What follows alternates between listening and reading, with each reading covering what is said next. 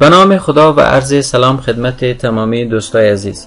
امیدوار هستم که همتان جور و صحتمند باشید. در این ویدیو نظر به تقاضای بعضی از دوستا که از طریق شبکه‌های اجتماعی با ما به تماس هستند، یک ویدیوی کاملا متفاوت و مختلف از درس‌های کامپیوتری در نظر گرفتیم که عبارت از ساختن اکانت جیمیل است و به خاطر از اینکه بیشتری از دوستای ما از موبایل استفاده میکنن، ما میخوایم طریقه ساختن جیمیل را از طریق موبایل براتون یاد بدم.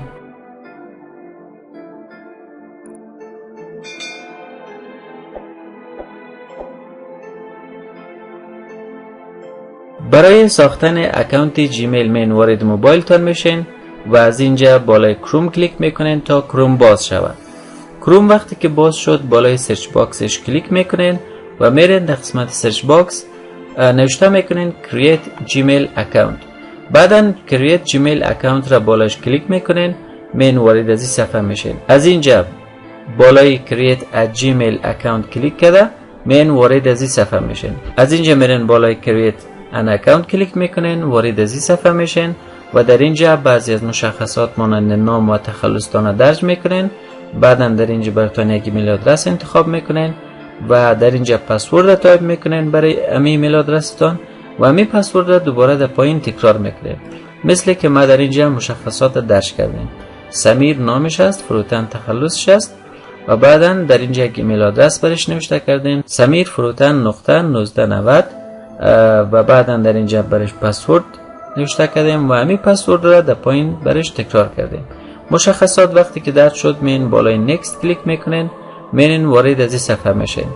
در اینجا قسمی که شما میبینین دو گزینه آپشنال است و به این معنی که اختیاری است. یکی شماره تلفن است و یکی هم ایمیل آدرس دیگری که شما از قبل دارین. اما این دوتا کاربردش چی است؟ کاربرد از این دوتا به این است که اگر شما امی ایمیل آدرسی که بر فعلا میسازین اگر پسوردش یادتان رفت، شما با استفاده از این شماره تلفن و امی ایمیل آدرس بتونین دوباره پسوردش ریست کنین یا به دست بیاره که این دوتا اختیاری است. اگر وارد نکردین هم مشکلی نیست. بعدا در پایین تاریخ تولدتان درج میکنین که در اینجا ماه درج میشه، در اینجا روز درج میشه و در اینجا سال و از پایین هم میین جندر انتخاب میکنین، یعنی جنسیت یا میل باشه یا فیمیل. قسمی که من بعضی مشخصات در اینجا درج کردیم. در اینجا شماره تلفن وارد کردیم، در اینجا هم ایمیل آدرس، در اینجا هم ماه، در اینجا روز، در اینجا سال و در اینجا هم جنسیت. مشخصات وقتی که درج شد بالای نکست کلیک میکنین، من وارد از این صفحه میشین و بعضی از قوانین وجود داره که شما یار باید بخونین و سفر پایین ببرین. بعضی از قوانین وجود داره که شما باید بخونین که آیا همین قوانین قبول دارین یا خیر. اگر قبول داشتین بالای آی اگری کلیک میکنین و به همین سادگی اکانتتان ساخته میشه. خب بیاین این یاد بگیریم که با استفاده از امی اکانتی که ما ساختیم چگونه بتونیم یک چینل یوتیوب را سبسکرایب بکنیم. خب به خاطر از این کار بالای هوم کلیک میکنین، میرین وارد صفحه کروم میشین و از اینجا بالای یوتیوب کلیک میکنین. بالای یوتیوب وقتی کلیک کردین میرین وارد صفحه یوتیوب میشین، در قسمت سرچ کلیک میکنین و در داخل قسمت سرچ یوتیوب نام چینل را نوشته میکنین که شما میخواین او را سبسکرایب بکنین. قسمی که ما چینل را نوشته کردیم نامش، چینل مربوطه در اینجا آمده، بالاش کلیک میکنم و میایم وارد از این صفحه میشم. به خاطر از اینکه بتونم وارد چینل تنین کمپیوتر لب شوم بالای لوگوی مربوطه کلیک میکنم و میایم وارد چینل تنین کمپیوتر لب میشم. به خاطر از اینکه بتونم چینل سابسکرایب کنم بالای سابسکرایب کلیک میکنم و در اینجا نوشته میشه سابسکرایب و در پایین هم یک پیامیه که سابسکریپشن ادد. و یک چیز را باید براتون بگویم که شما یک بار که چینل سابسکرایب کردین نیاز به این نیست که هر بار که آمدین ویدیوهاش ببینین سابسکرایب بکنین اون را. فقط یک بار که سابسکرایب کردین کفایت میکنه. اما اگر ما اکانت جیمیل نداشته باشیم و بخوایم یک چینل یوتیوب را سابسکرایب بکنیم، مثلا ما در قسمت سرچ باکس میریم کلیک میکنیم و نوشته میکنیم یوتیوب، بالای یوتیوب کلیک میکنیم، میایم وارد صفحه کروم میشیم که در اینجا یوتیوب را بر ما آورده. بالای یوتیوب کلیک میکنیم و این صفحه باز میشه. شما از اینجا میین بالای جست وانس کلیک میکنین و میین وارد صفحه یوتیوب میشین. در اینجا بالای سرچ یوتیوب کلیک میکنین، نام چینل مربوطه را نوشته میکنین و از اینجا هم بالای چینل مربوطه کلیک میکنین. من وارد از این صفحه میشین، میرین بالای لوگو کلیک کرده و وارد چینل مربوطه میشه. حالا ما اکانت جیمیل نداریم. اگر میم بالای سبسکرایب کلیک میکنیم، میگه شما باید با استفاده از اکانت جیمیل تان ساین این شوین، یعنی لاگین شوین، داخل اکانت جیمیل شوین. وقتی که بالای ساین این کلیک کردیم، میم وارد از این صفحه میشین. اگر اکانت جیمیل داشتین در اینجا نوشته میکنین، اسمی که من نوشته کردیم سمیر فروتن نقطه 1990 و بعدا بالای نیکست کلیک میکنین.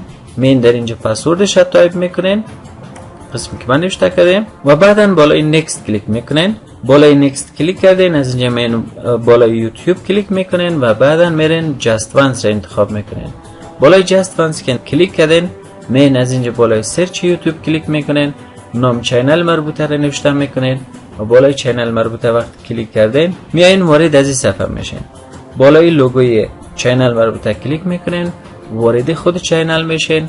از اینجا سبسکرایب کلیک کرده و به خاطر از اینکه بتونین از ویدیوهای آینده از می چینل با خبر شوین، بالای علامت زنگوله کلیک کرده و از اینجا آل را انتخاب میکنین که در اینجا پیام میآید که you will get all notifications، یعنی به این معنی که از این به بعد اگر ویدیو جدید گذاشته میشه بر شما در موبایلتان یک پیام خواهد آمد. خب این هم بود طریقه سبسکرایب کردن یک چینل یوتیوب با استفاده از اکانت جیمیل که ما ساختیم. و حالا میخوایم این کار کنیم که شما با استفاده از همین اکانت جیمیلی که ساختین چگونه ایمیل به اشخاص دیگر روان کنین. من وارد موبایلتان میشین، از اینجا میرین در کلکشن مربوطه، بعدا از اینجا جیمیل را انتخاب میکنین. جیمیل انتخاب کردین، بالای صفحه جیمیل میاین، از اینجا بالای علامت مثبت کلیک میکنین تا بتونین وارد صفحه ایمیل شوین. در اینجا قسمت فرام اتومات خودش خانه پوری میشه، همین ایمیلی که ما شما داریم اتومات خودش نوشته میشه. اما قسمت تو شما ایمیل شخص مقابل را درج میکنین، یعنی شخصی که شما میخواین بر از او ایمیل روان کنین. و در قسمت پایین هم یک جای مخصوص به وجود داره که شما میتونین بعضی از متنها را در اینجا نوشته کنین. اما بینی یاد بگیریم که ما چگونه یک فایل را مثل سی وی و یا هم بعضی از فایل های پی دی اف، بعضی از عکس ها، بعضی از فایل های ورد چگونه به می ایمیل خود اتچ کنیم و بفرستیم به اشخاص مقابل. به خاطر اتچ کردن فایل ها شما من بالای از این علامت کلیک میکنین و از اینجا بالای اتچ فایل کلیک میکنین. میرین از اینجا اگر فایل های نوشتاری داشتین مثل ورد، مثل پی دی اف، از اینجا کینگ آفیس انتخاب میکنین و اگر عکس داشتین بالای گالری کلیک میکنین. خب من از اینجا میرم کینگ آفیس انتخاب میکنم و در اینجا سی وی ما موجود است و اگر در اینجا موجود نبود شما حتما در موبایل خود باید دور داشته باشین. اگر در اینجا موجود نبود شما میتونین از قسمت اوپن برین امو سی وی تون را انتخاب کنین. خب من سی وی رو در اینجا دارم، بالاش کلیک میکنم و بعد از اینکه من کلیک کردم فایل مربوطه در اینجا اتچ میشه و اینال آماده است که ایمیل من روان کنم. به خاطر اینکه ایمیل را شما روان کنین در اینجا علامت سند وجود داره که بالاش کلیک میکنین تا که ایمیل تان سند شود. و به خاطر اینکه شما مطمئن شوین که همین ایمیل که فرستادین کاملا سند شده، شما میتونین بالای از این گزینه بیاین کلیک بکنین و وقتی که در اینجا آمدین از اینجا میرین بالای سند کلیک میکنین. وقتی که وارد فولدر سند شدین در اینجا امو ایمیل مربوطه شما وجود داره و نشان دهنده از این است که همین ایمیلتان موفقانه فرستاده شده. خب دوستای عزیز، این هم بود طریقه ساختن اکانت جیمیل از طریق موبایل و ای که چگونه بتونیم با استفاده از اکانت جیمیل که ساختیم یک چینل یوتیوب را سبسکرایب بکنیم و همچنان از طریق اکانت جیمیل که ساختیم چگونه به اشخاصی که میخوایم ایمیل را بفرستیم. امیدوار هستم که از این ویدیو خوشتان آمده باشه.